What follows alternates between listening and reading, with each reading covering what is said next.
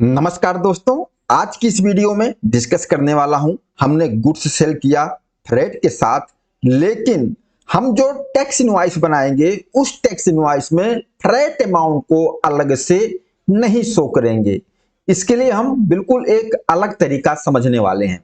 दोस्तों, कई बार क्या होता है कि उसी सेल्स इनवॉइस में फ्रेट भी शो करना है, तो इसको लेकर कुछ लोग कंफ्यूज हो जाते हैं टैक्स लगाने में या एचएसएन में। तो ये सब करना ही नहीं, अपने को कंफ्यूजन वाला पॉइंट पे जाना ही नहीं है। हमने फ्रेट सहित माल बेचा है, तो इसका नया तरीका सीधा सिंपल तरीके से काम करेंगे। आइए हम डिस्कस करते हैं। मान लीजिए मैंने किसी को माल बेचा, मैं सप्लायर हूं, मैंने मिस्टर बी को माल बेचा। अब जो हमारा उनका सौदा हुआ है, जो रेट हुआ है, उनको मैंने एक सेपरेट रेट दे दिया कि इस रेट में आपका माल आपके गोडाउन तक पहुंच जाएगा, फ्रेट की जिम्मेदारी मेरी, भाड़ा सब कुछ मैं दूंगा, ये रेट लगा दूंगा। अब मिस्टर बी को, जो रिसिपिएंट हैं, उनको क्या मतलब कि मैंने क्या फ्रेट दिया, क्या भाड़ा दिया, उनसे इस मतलब नहीं है। उनके पास तो माल पहुंचना चाहिए उस रेट में।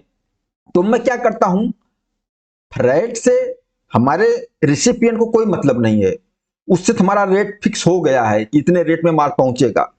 अब मैं क्या करता हूं, जो टैक्स इनवॉइस बनाता हूं उसमें अलग से मैं कोई फ्रेट अमाउंट नहीं शो करूंगा।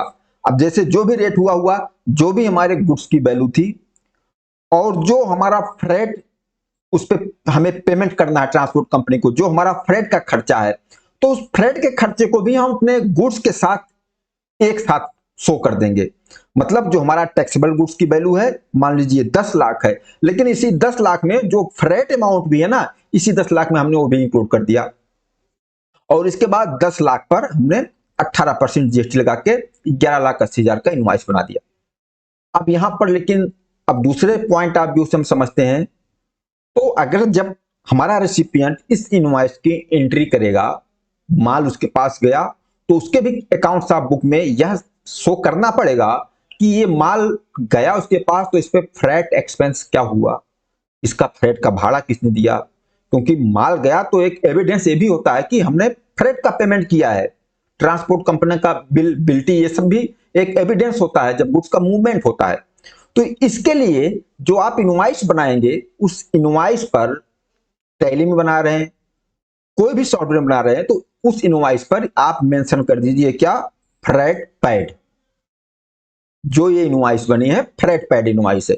फिर क्या होगा, जो रिसिपिएंट होगा, जैसे मिस्टर बी रिसिपिएंट है, तो ये अपनी परचेज किसी की एंट्री कर लेंगे और इनवॉइस के ऊपर फ्रेट पैड लिखा हुआ है, इसके मतलब फ्रेट पेमेंट करने की जिम्मेदारी सप्लायर की है। अब क्या होगा, बिल्टी का पोजीशन देख लेते हैं।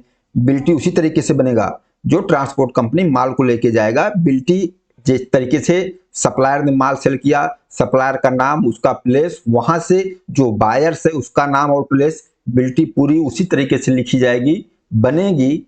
और वो बिल्टी जाएगा भी किसके पास, रिसिपिएंट के पास, बायर के पास बिल्टी जाएगा, और उस बिल्टी को अपने परचेज इनवॉइस के साथ बायर अपने रिकॉर्ड में रखेगा भी। लेकिन होगा क्या, क्योंकि भाड़ा तो बायर देगा नहीं, भाड़ा कौन देगा, भाड़ा देगा सप्लायर। तो जो ट्रांसपोर्ट कंपनी वाला है, जो फ्रेट का इनवॉइस बनाएगा ना, वो बायर के नाम पे नहीं बनाएगा। फ्रेट का इनवॉइस ट्रांसपोर्ट कंपनी बना देगा किसके नाम, सप्लायर के नाम। जैसे मैं सप्लायर हूं तो मेरे नाम बना दिया, और उस ट्रांसपोर्ट कंपनी को पेमेंट मैं दूंगा किसके सामने, जो मैंने सेल किया मिस्टर बी को, उसके सामने भाड़ा मैं दूंगा ट्रांसपोर्ट कंपनी वाले को। बस इस तरीके से बहुत सिंपल तरीके से काम हो सकता है।